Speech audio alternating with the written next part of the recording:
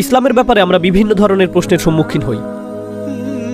কেন তোমরা এটা বিশ্বাস করো, কেন তোমরা ওটা করো, এটা কি সত্য যে ইসলামে এটা আছে, ওটা আছে, অন্যটা আছে? প্রশ্নের শেষ নেই। জিহাদের প্রশ্ন, কিংবা ইসলাম ও নারীর সম্পর্ক, অথবা ইসলাম অ্যান্ড প্লুরালিজম, এবং আমাদের অন্যান্য বিশ্ব দর্শন গ্রহণ করি কিভাবে, অথবা ইসলাম ও মৃত্যুর পরের জীবনের বিশেষ স্থান, বিভিন্ন ধরনের জিনিস, তাই না? আর আপনাকে এসব জিজ্ঞেস করা হয় মানবতাবাদী দৃষ্টিকোণ থেকে, নৈতিক দৃষ্টিকোণ থেকে। আধুনিক দুনিয়ায় কিভাবে এসব বিশ্বাস করতে পারো, এবং কিভাবে এটা একটা সহনশীল ধর্ম হতে পারে? মানে তুমি একে শান্তি রাখো, কিন্তু আবার এসব বলো, তাই না? তো এরকম জিনিস দ্বারা আপনার উপর বরাবরই হামলা চলে।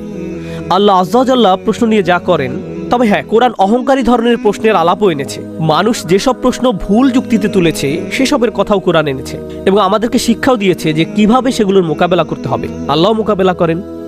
কিছু আছে মূল প্রশ্ন, কিছু আছে শাখা প্রশ্ন, একটা গাছের মতো, তাই না?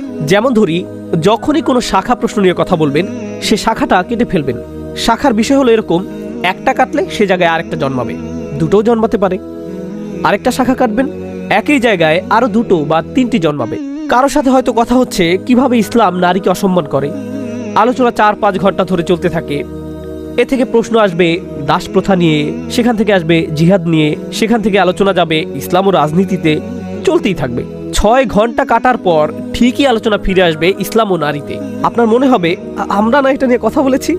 আপনি ঘুরে ঘুরে ঘুরে ঘুরে একই জায়গাতে ফিরতে থাকবেন, এটা আর শেষ হবে না। কেউ ভাবতে পারে, আচ্ছা এই হলো 100টা প্রশ্ন যা ইসলাম নিয়ে জিজ্ঞেস করা হয়, এগুলোর উত্তর দিতে পারলেই কিল্লা ফতে, সমস্যা সমাধান। কোরআন থেকে আমি যা বুঝি, আল্লাহই ভালো জানেন, এরকম অনেক প্রশ্ন আসলে শাখা প্রশ্ন। এসব প্রশ্নের সমস্যার অল্প একটা অংশ নিয়ে কথা বলে, কিন্তু সমস্যার মূল নিয়ে আলাপ করে না। হ্যাঁ, এসব প্রশ্নের উত্তর আছে, কিন্তু সমস্যার মূল নিয়ে আলাপ ছাড়া এসব নিয়ে আলোচনা অর্থহীন। এমন না যে এসব প্রশ্নের উত্তর দেওয়ার প্রয়োজন নেই, প্রয়োজন আছে, কিন্তু বিষয় হলো সমস্যা আরও গভীরে। কোরআন প্রধানত মূল প্রশ্ন নিয়ে আলোচনা করে, আর মূল প্রশ্ন বেশিরভাগ মানুষ জিজ্ঞেস করে না। প্রশ্নের তালিকা বিশাল। কিছু হতে পারে একদম মৌলিক, কেন্দ্রীয় বা মূল প্রশ্ন, অনেকগুলো আছে যেগুলো শাখা প্রশ্ন, আর এসব প্রশ্ন একটার সাথে আরেকটা মিশে আছে। এসব মূল প্রশ্ন কি হতে পারে? স্রষ্টা বলে কি আসলেই কেউ আছে? স্রষ্টার কাছ থেকে ওহী নাজিল হয়েছে?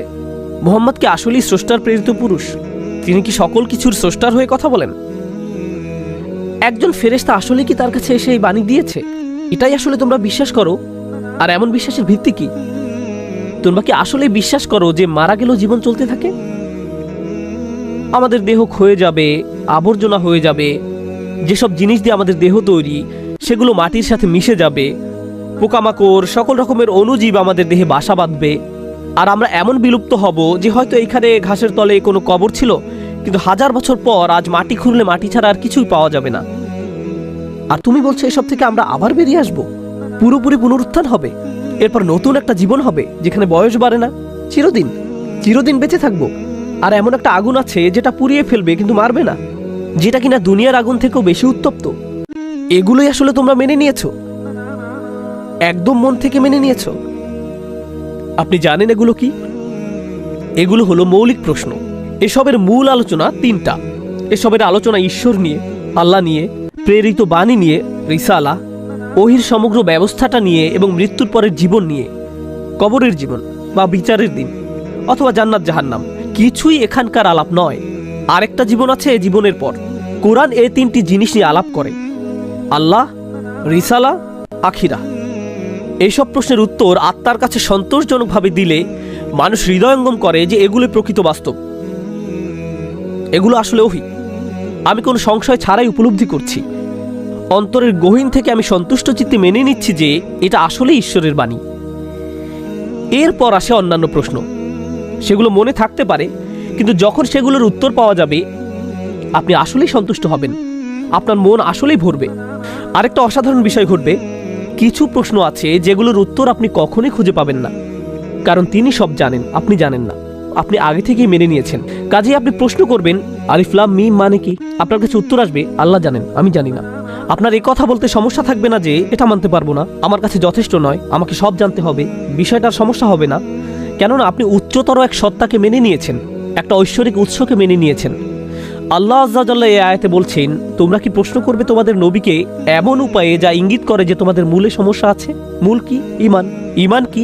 ঈমান বিল্লাহ, ঈমান বির রিসালাহ, ঈমান বিল আখিরাহ। আয়াতটা আবার দেখুন, তোমরা কি তোমাদের রাসূলকে এমন বিষয়ে জিজ্ঞেস করতে চাও যেভাবে পূর্বে মূসাকে জিজ্ঞেস করা হয়েছে? আম তুরিদুনা আন তাসআলু রাসূলাকুম কামা সুইলা মূসা মিন ক্বাবল ওয়া মান ইয়াতাবাদদালিল কুফরা বিল ঈমান ফাকাদ দাল্লা সাওয়াআস সাবিল। যারাই ঈমানকে কুফরের সাথে বদল করতে চেয়েছে, সুতরাং প্রশ্ন কোথায় ফিরে যাচ্ছে? বিশ্বাসের আসল বিষয়ের দিকে। এখন অনেক সময়ই উদাহরণস্বরূপ মুসলিমদেরই গভীর কিছু প্রশ্ন আছে, হতে পারে সেগুলো কোনো অমুসলিম জিজ্ঞেস করেছে, অথবা তারা নিজেরাই চিন্তা করা শুরু করেছে, এবং হয়তো তাদের প্রশ্নগুলো এমন যে আল্লাহ খুবই কড়া, কোরআনের খোদা খুবই কড়া। তিনি কেন মানুষকে আজীবন জাহান্নামে শাস্তি দিবেন? কেন হাত কাটা হয়? মানুষকে পাথর মেরে হত্যা করা হয় কেন? বর্বর লাগে বিষয়টা। কিভাবে এসব বিষয়ে আধুনিক দুনিয়ায় চলতে পারে? এসব প্রশ্ন আপনার থাকতে পারে, কিন্তু আপনার মাকে এসব জিজ্ঞেস করতে ভয় পান, কেননা মায়ের পালপিটেশন বেড়ে যাবে। এরপর আপনার উপর কোরআন তেলাওয়াত শুরু করবেন, এরপর জোর করে তার সাথে আপনাকে উমরা করতে নিয়ে যাবেন। অথবা আপনার বাবাকে জিজ্ঞেস করলে বা কাজিনদের বা ভাইদের জিজ্ঞেস করলে তারা বলবে, আস্তাগফিরুল্লাহ, কি বলছো ভাই, এই ভিডিওটা দেখো। এসব হয়, তাই না? এজন্য আপনি এসব জিজ্ঞেস করেন না, ভেতরে পুষে রাখেন। প্রচুর মানুষের আসলে বিশ্বাসের ব্যাপারে প্রশ্ন আছে, সন্তোষজনক কোনো উত্তর নেই বিশ্বাসের মৌলিক বিষয়গুলো নিয়ে। তারা ইমানদারি বা কেন? কিন্তু আমরা এমন এক সংস্কৃতি তৈরি করেছি যেখানে আপনি প্রশ্ন করতে পারবেন না, প্রশ্নগুলো নিয়ে আলোচনা করতে পারবেন না, সন্তোষজনক উত্তরে পৌঁছতে পারবেন না, কেননা এসব প্রশ্নকে আমরা ট্যাবু বানিয়ে ফেলেছি। আর এ কারণে অনেক মানুষ সংশয় নিয়ে চলে। বাহির থেকে তারা মুসলিম, তারা নামাজ পড়ে, অন্তত ঈদের নামাজে তো আসে, কিন্তু ভেতরে এইসব প্রশ্ন ঘুরপাক খায়, সেগুলোর উত্তর নেই। মাঝে মাঝে প্রশ্নগুলো বেরিয়ে আসে, কেননা আর কতদিন ভেতরে চেপে রাখবে? এরপর কোনো পার্টি বা গ্যাদারিংয়ে তারা সব প্রশ্ন উগরে দেয়, আর আপনার অবস্থা হয়, কি কি বললে তুমি? কিভাবে এসব বলতে পারো?